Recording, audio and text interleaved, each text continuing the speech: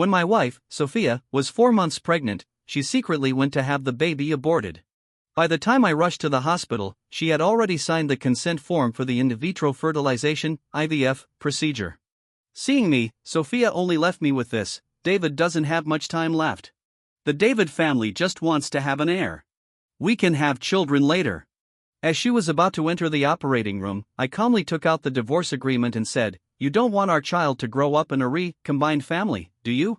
Her friend accused me of being heartless and told me to coax her back. But Sophia looked indifferent and said confidently, "He chased me for 8 years and spent half of his fortune on our marriage. Watch, James will come crawling back to me in a while." But Sophia didn't know that I was just lovesick, not stupid. Start of text. If you like it, remember to subscribe. At the entrance of the hospital operating room, David was holding Sophia on the hospital bed, his brows furrowed as he gently stroked her stray hairs, looking deeply affectionate. I stood in the corridor, holding the divorce agreement, taking in everything. "Excuse me, move aside," the nurse with a tray said impatiently, pushing me aside and walking towards the operating room, interrupting the affectionate gaze between the two. Before I could say anything, Sophia struck first. "David doesn't have much time left. He wants to leave an heir for the David family. He respects you as my husband and doesn't want to cuckold you, so we decided to do IVF. You should be more understanding and not make a scene. Sophia and I met in the first year of high school. I chased her for 8 years, and we got married a year after getting together. After marriage, it was found that she had polycystic ovaries and it was difficult for her to conceive. I tried every means to take care of her, and I was already prepared to not have children. I never expected that she would get pregnant. The moment I knew she was pregnant, I was overjoyed. During her pregnancy, she was sensitive, and as her belly grew, my mother and I were very careful, for fear of making her unhappy. But I never thought that she would have our hard-won child-induced and, with her body not yet recovered, surrogate for her first love. Then David surely wouldn't want the child he worked so hard for to call me Dad," I said, clenching my fists, taking 2 deep breaths, my expression softening slightly, with a faint smile on my lips. "Sign this. Consider it a gift from me to the child. James, I told you, this is IVF. If you want a divorce, don't regret it," Sophia said, her tone a bit impatient. She took the document and pen, scribbled her signature, and threw it at me without mercy. The document landed on the ground with a snap. I didn't care. I bent down to pick up the folder and even dusted it off, then turned to leave. David grabbed me, frowning and smiling bitterly. "James, I'm sorry. It's all my fault. My health is getting worse, and I don't think I'll live to get married and have children. After the child is born, I'll return Sophia to you. I'm the only child in my family, and I can't bear to let my parents experience the pain of losing their child. I just want my parents to have something to look forward to after I'm gone." "David, ignore him," Sophia said, glaring at me, grabbing David's hand and pulling him back to the bed. "James, David is already in poor health. Why are you still provoking him? Can't you be a little kinder? We're doing IVF, not sleeping together. After the child is born, we'll still be husband and wife. Is it necessary to divorce over such a small thing?"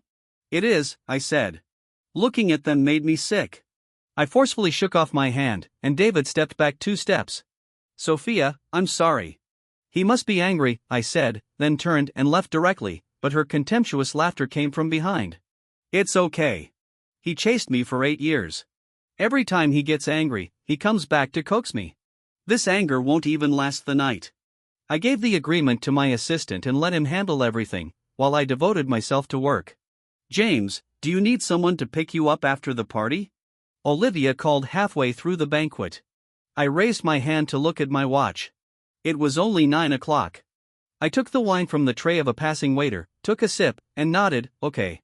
Realizing the unique taste, I drank it all in one go, savoring it carefully. Out of the corner of my eye, I saw David in a black suit hurrying towards me.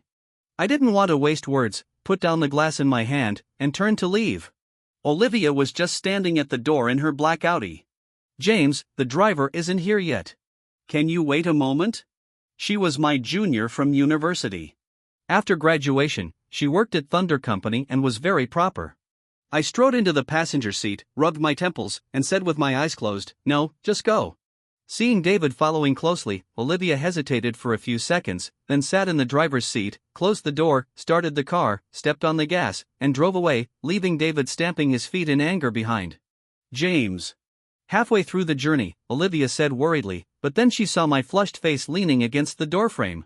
She was so anxious that she stepped on the brake and stretched out her hand to touch my forehead. Her hand was slightly cold. "You're so hot. What's going on?" Of course I knew what was going on.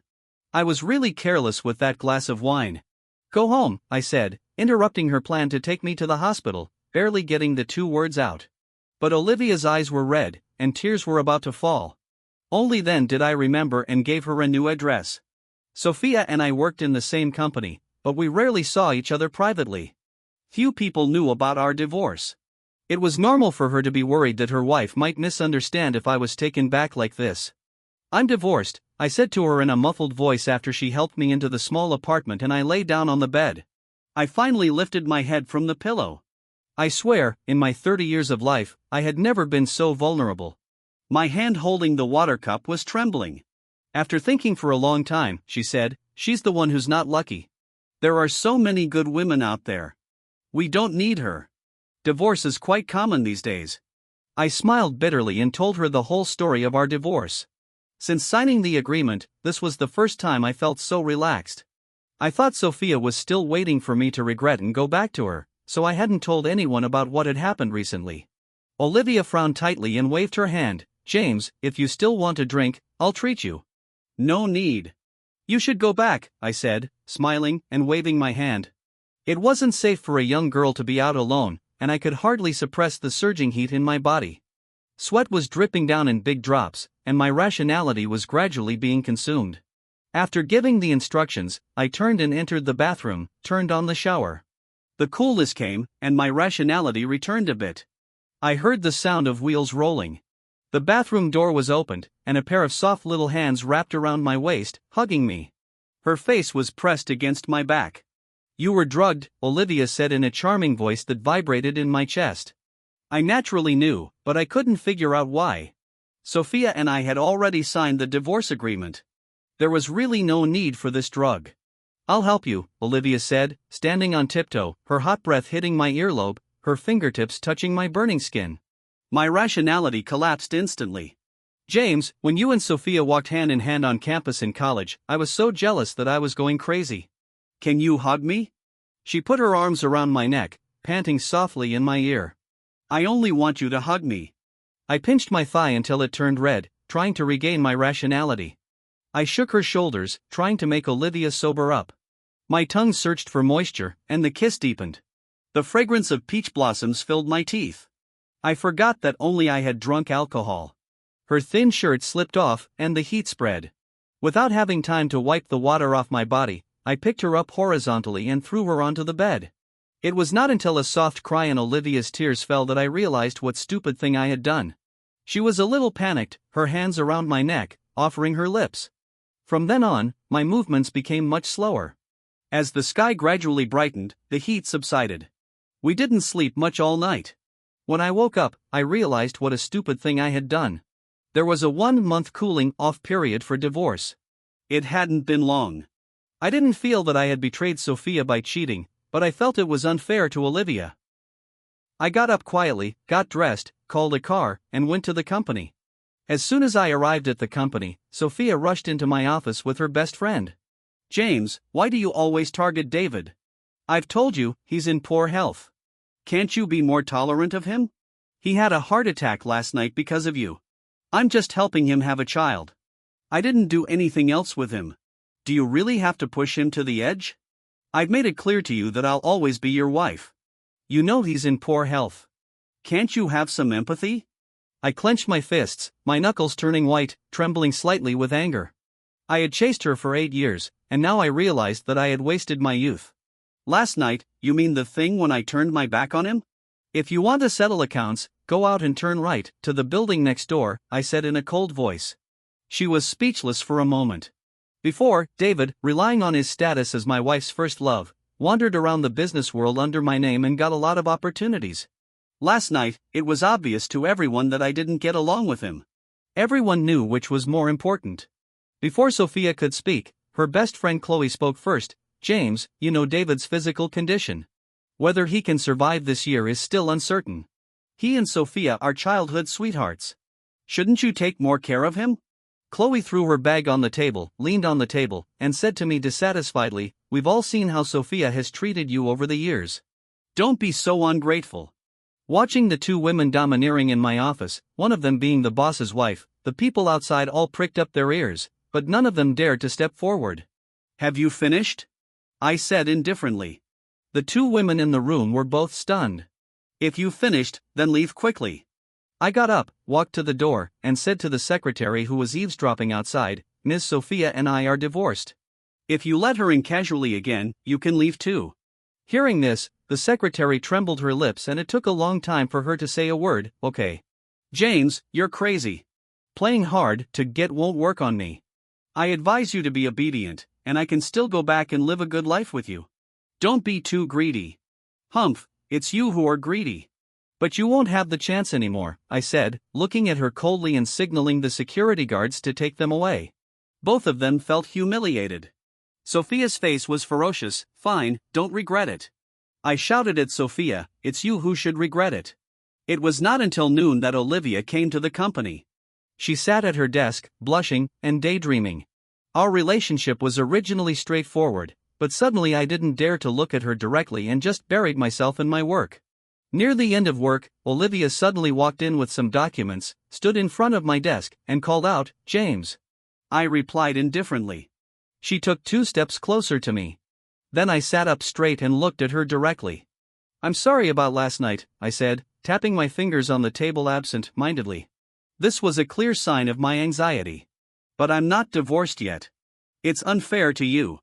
I paused and then continued, "Although this may sound harsh, if there's anything you like, I can buy it for you as compensation." My eyes were dim, and my voice was hoarse. Olivia was shocked, as if struck by lightning, and stood there stunned.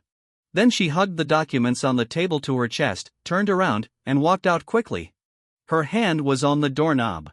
After thinking for a while, she still said, "Then, after your divorce is finalized, would you like to give it a try with me?" Hearing this, I smiled faintly. I had given 10 years of my youth to Sophia. How could I get over it overnight? So what?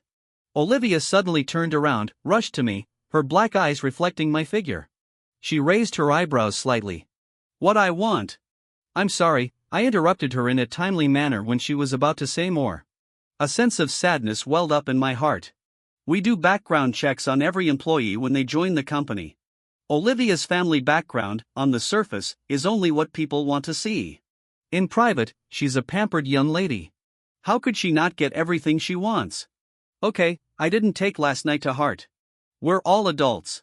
It's just a matter of mutual need," Olivia said, smiling freely, and then turned and walked out of the office. 2 days later, I was going on a business trip. When I had packed everything, I saw Olivia waiting there in her car. "Emily took a leave of absence temporarily, and we couldn't find a replacement, so I had to step in," she said, shrugging helplessly. Not knowing how to face this, I pretended not to understand her premeditation. After getting in the car, Olivia handed me the documents she had prepared. "This is the plan for the afternoon meeting. You can take a look first." The driver glanced at us from the rear view mirror and teased, "Assistant Olivia is really thoughtful." I paused, and the car started. I focused my eyes on the folder, but I could see Olivia's smile from the corner of my eye. Before, Sophia would accompany me on business trips. After getting in the car, I was used to handling everything myself. This time, I had just asked Emily to come and help at the last minute, and I didn't really expect them to do anything. But I didn't expect Olivia to take out the things she had prepared one by one from her bag, smiling. On the highway, the only sound in my ears was the tick-tock of Olivia typing on the keyboard. A new life was about to begin. Through the car window, I could see the people rushing about for their lives outside. Suddenly, the phone rang, breaking the rare silence. The girl looked up suddenly, her eyes full of tenderness as she covered her ears playfully. "You answer it." I smiled. In such a confined space, all 3 of us could hear clearly. "James, where are you? Why can't I use my bank card?" "Come and pay my hospital bill quickly," Sophia's commanding voice came as soon as the phone was connected. Hearing her words, I threw my remaining courtesy out of the window and cursed at her. "Sophia, have you forgotten that we're divorced? Is the father of the child in your belly so useless that he can't even afford this medical bill? You care so much about who the father of the child is. Isn't it because you love me too much?" Sophia's voice came from the other end of the phone. Half a month has passed. Your anger should have subsided by now. I promise, as soon as the child is born, I'll come back to you and be your good wife. Isn't that enough? What do you think? I rubbed my temples and emphasized again, we've signed the divorce agreement. Whose child you give birth to has nothing to do with me. Sophia's voice became impatient. James, don't go too far. There's a limit to your making trouble. Push me away, and you'll regret it. The phone was hung up with a snap. I didn't care, but then I immediately received a message. James, you'd better apologize. Otherwise, she'll really be with David out of anger, and you'll regret it. I didn't take it seriously. Just as I was about to put down my phone, another message came, you're married. What can't you talk about? Once the divorce certificate comes out, you'll be a divorced man. See who else will be with you. Messages from the same number kept coming in. The more I read, the angrier I got, and I directly blocked the number. The meeting went smoothly.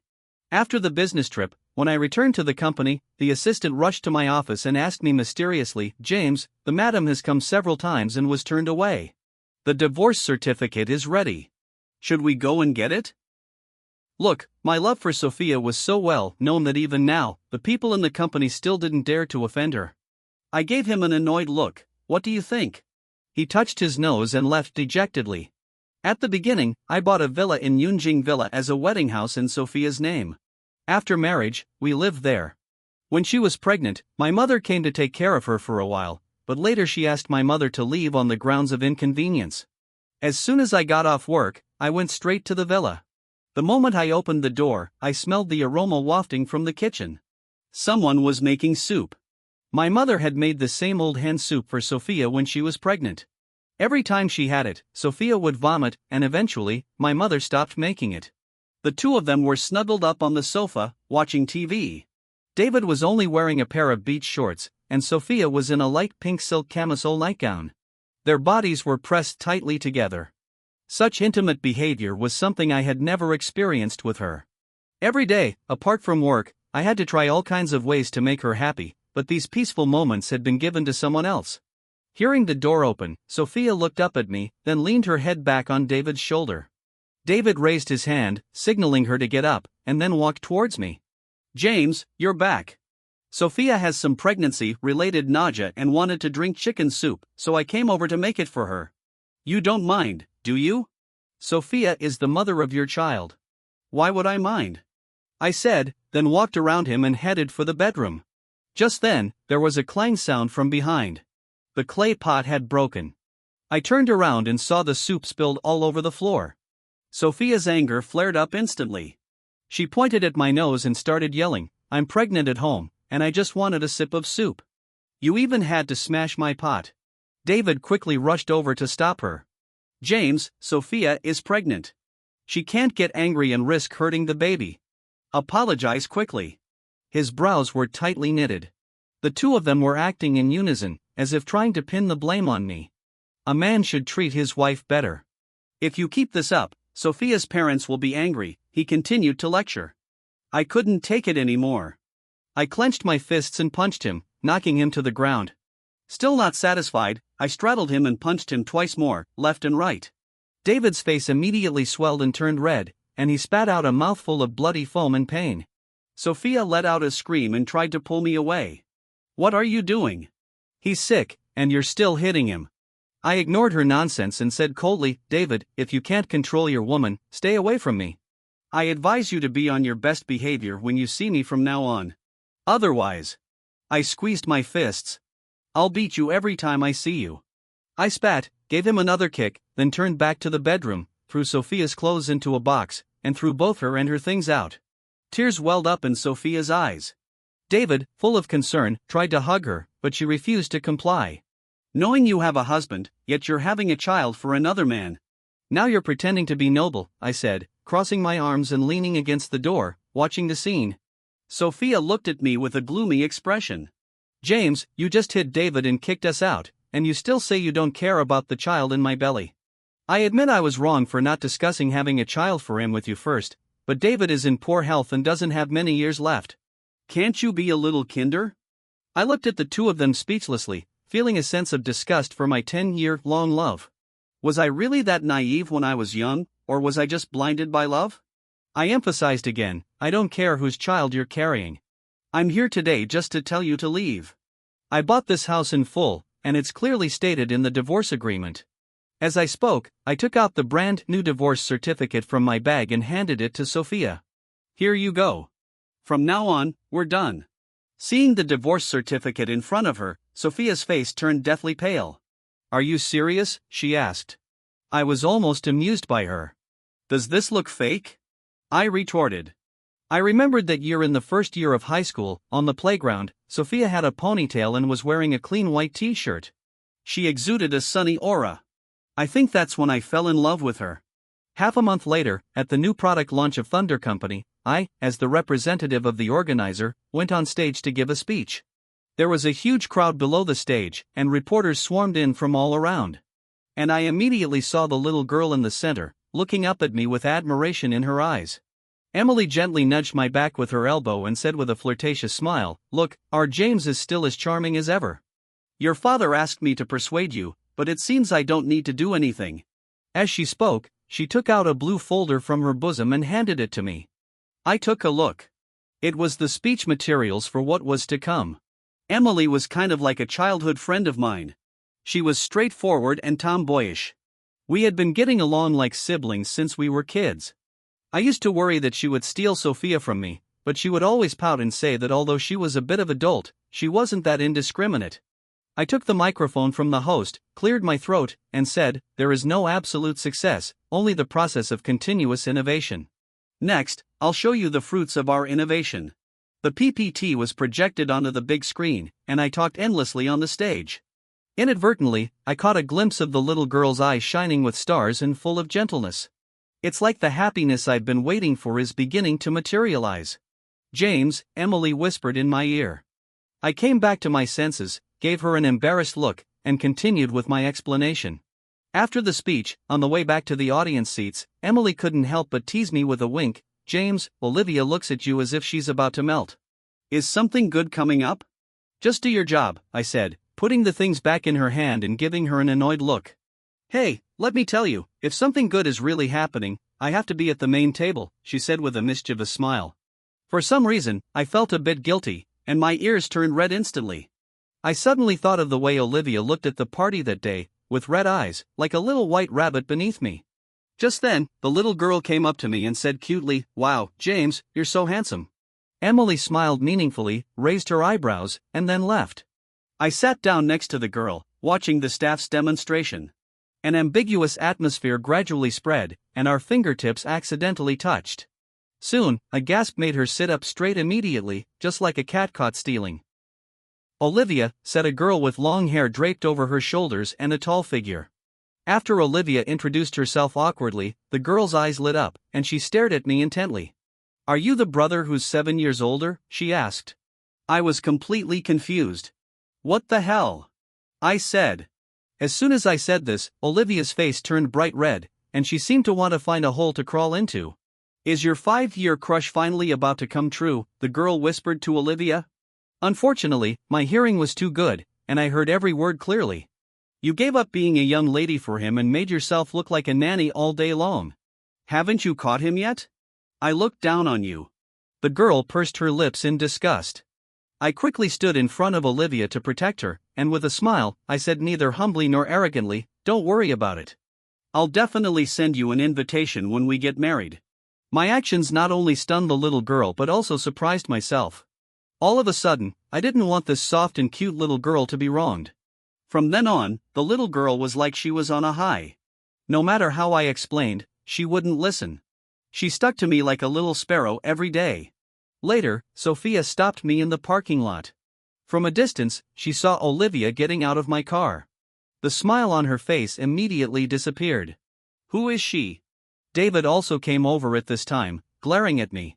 "Do you know how Sophia has been these days? She's been so sad for you that she hasn't been able to eat for days. You're actually cheating on her with another woman. How can you do this to her?" Sophia looked downcast, with tears in her eyes. "Why are you telling him this?" "I'm not James, dependent. I'm not unwanted either." Hearing this, anyone would think I was the one who cheated first. I ignored them and walked straight towards the car. But David grabbed me, constantly accusing me of being heartless and leaving my wife for another woman. I shook off his hand. Seeing more and more people gathering around, I slightly raised the corners of my mouth, wondering what kind of act he was trying to put on. If he thought I loved Sophia so much that I would sacrifice myself to protect her, he was completely wrong.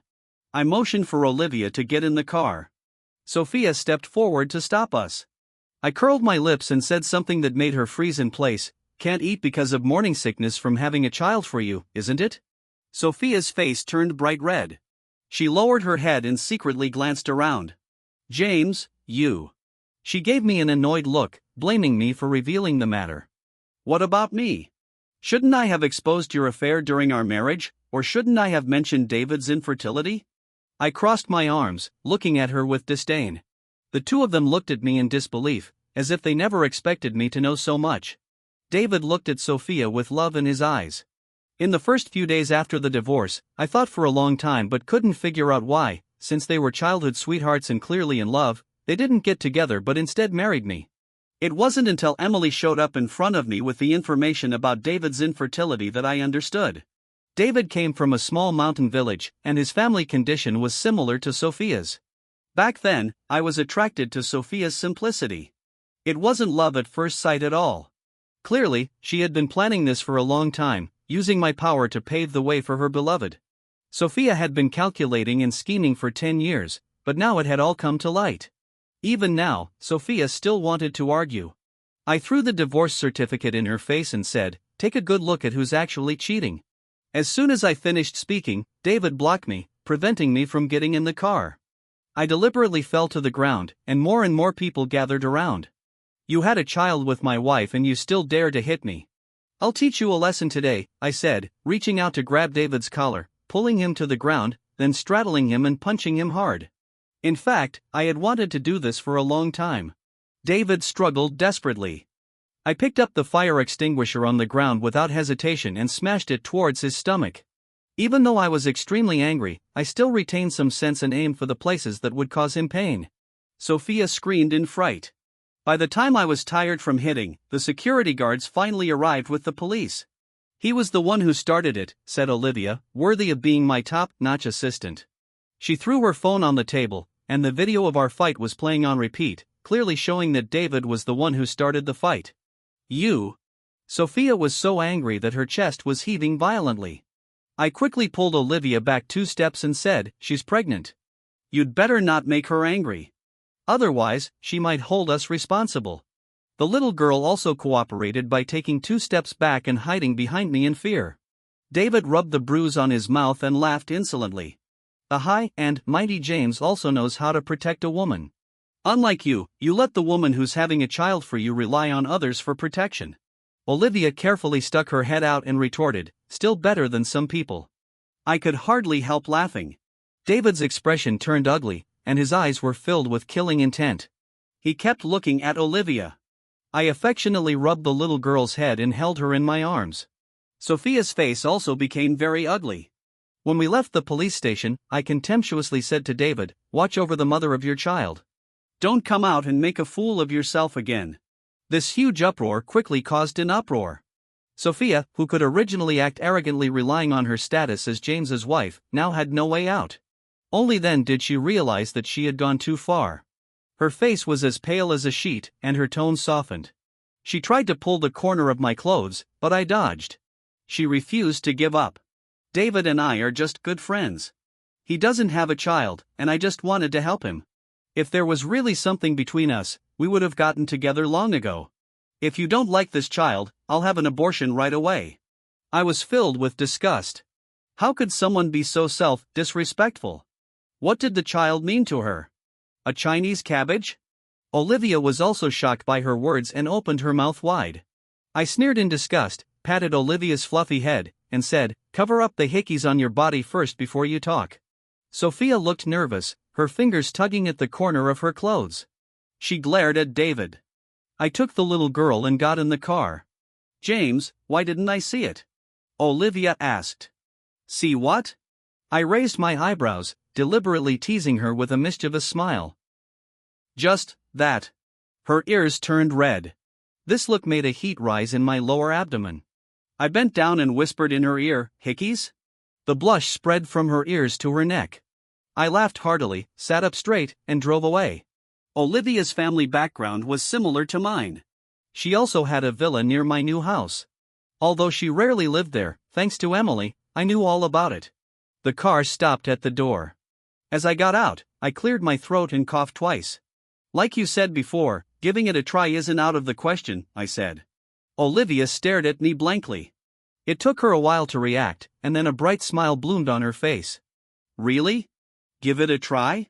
She was so excited that she jumped onto me like she had suddenly gotten the long-awaited candy, asking for confirmation repeatedly.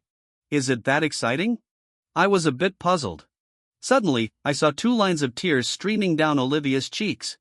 Afraid that she would fall, I quickly put my hands around her buttocks. In a panic, I instinctively kissed her to stop her from crying. After a long time, Olivia tightly hugged my neck and choked, "Do you know? I've been waiting for this sentence for 7 years. You chased Sophia for so many years, and I've been waiting for you for so long. James, you know? At that time, I clearly saw the Sophia you chased for so long with David, but I was afraid you'd be unhappy. I'll treat you well in the future, only you." Olivia rubbed against my neck. Afraid that she would keep crying, I pretended to be in pain and said, "Although you're light, I'm almost out of strength." As I spoke, I deliberately jolted her a couple of times, and she hugged me even tighter in fear. "I want to go in and sit for a while," she said, nodding slightly with her head buried in my chest. I laughed out loud and carried her into the master bedroom. Although I had sold this house, the layout was similar to before, so I was quite familiar with it. Later, Sophia was unwilling to accept the situation and came to me several times, trying to beg for my forgiveness. Seeing her still flat belly, I knew she had lost the child. When I threw the investigation materials in front of her, Sophia was completely stunned. It turned out that in the past 6 months, she had undergone 3 in vitro fertilization attempts, but all of them had failed. She felt guilty towards David. She not only suffered a lot but also spent all her savings. She looked much more haggard. David didn't have any serious illness. It was just that he had an unruly lifestyle when he was young, which led to poor sperm quality, easy miscarriages, and thus difficulty in getting her pregnant. They had planned to find a fool to take the blame, but they ended up in such a mess. Upon learning the truth, Sophia slumped to the ground, her face pale, and her lips trembling. Impossible. David wouldn't treat me like this. I didn't care about her outcome at all. I motioned for the security guards to drag her out. But Sophia hugged my waist, coaxing me in a soft voice as she did when we first met, "James." I found it funny. In our 10-year relationship, in her mouth, I was always just James, while David was always the good friend, the good childhood sweetheart, the good David. I didn't say anything. Her fingers one by one, took off the suit she had touched, and threw it to Emily, who had rushed over. "Throw it away," I said. Then I took the wet wipe she handed me and wiped my hands repeatedly. This blatant humiliation made Sophia, who was already in a bad state, tremble with anger. She wanted to call me back, but the security guards carried her out. David, who was waiting outside, had a look of disgust on his face. It turned out that they had come to ask me for money. Several in vitro fertilization attempts, combined with their extravagant lifestyle, had already used up all the money I had given Sophia. David's shell company, which had no support from my manpower and financial resources, had become a bottomless pit and declared bankruptcy half a month ago. Seeing David waiting outside, the information Sophia had just seen flashed through her mind, and she was immediately consumed by anger. With all her might, she picked up the nearby gate railing and smashed it towards David's head. Caught off guard, David's head was smashed open, and blood gushed out. He was stunned and stood there motionless. It was not until a sharp pain shot through his scalp that he reacted. "Are you crazy?" he shouted. Sophia grabbed David's hair and started fighting him non-stop. More and more onlookers gathered. The security guards, following Emily's instructions, stayed away, and the situation got out of control for a while. Seeing that no one was coming to his aid, David, regardless of the consequences, grabbed Sophia's hair in return. Sophia had been through so much in the past few months. How could she be a match for the strong and healthy David? In just a few moments, she was pushed to the ground. I stood in front of the floor-to-ceiling window on the 18th floor, swirling the wine glass in my hand and watching the wine stains slowly slide down the glass wall. This scene was truly satisfying. I had long been looking forward to seeing this. Emily, not one to miss out on the drama, was adding fuel to the fire. Her eyes lit up, she picked up her phone and made a call, then came back to continue watching the show. Before long, David was exhausted from fighting, and Sophia was on the verge of collapse.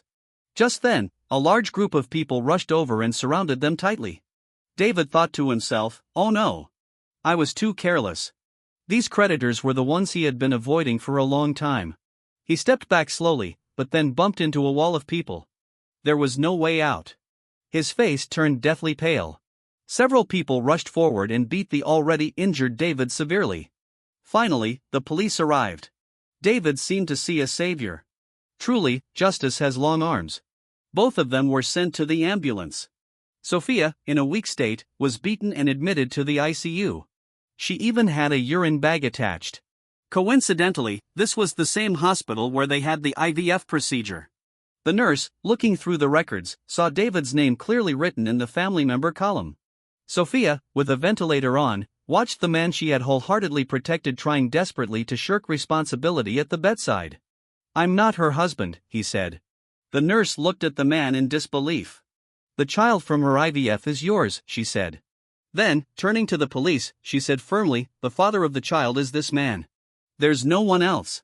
David was speechless, yet still tried to shift the blame onto me.